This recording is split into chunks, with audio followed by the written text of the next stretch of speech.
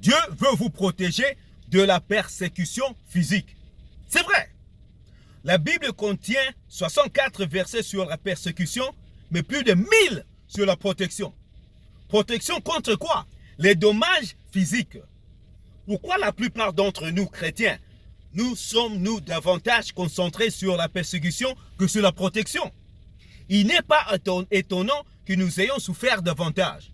J'explique. Dans le passé, il y a eu des martyrs. Et même aujourd'hui, mais nous sommes maintenant dans l'âge du royaume où le Seigneur Jésus nous offre plus de protection parce qu'il veut que nous puissions vivre pour lui au lieu de mourir pour lui. Je sais que certains d'entre vous diront que Jésus a prophétisé que nous serions persécutés. Oui, il a prophétisé. Mais si vous lisez Hébreux chapitre 11, vous remarquerez que l'auteur parle des exploits accomplis par les saints grâce à la foi. Ensuite, il évoque la persécution que beaucoup de saints ont subie. Puis, il termine le chapitre par le verset 40 qui dit ceci.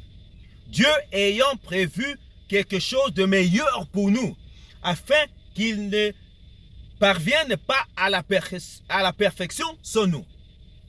Qu'il ne parvienne pas à la perfection, c'est en réalité un seul mot, le mot téléo. Ce mot signifie achever, accompli, mener à terme.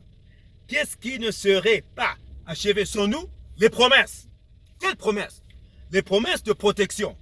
Le mot promesse est cité 7 fois dans Hébreux chapitre 11.